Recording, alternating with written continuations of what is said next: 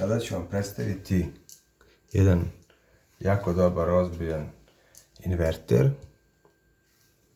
sa 12 na 220 volti, ima snage ukupne 250 vati.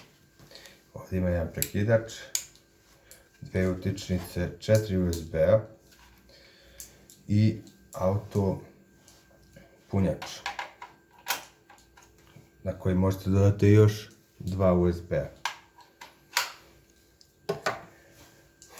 On se kači, samo sekund, on se kači u vaš auto preko ovog ovdje, preko ove utičnice.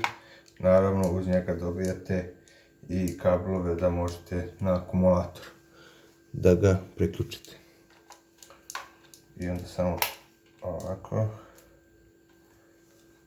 I to je to.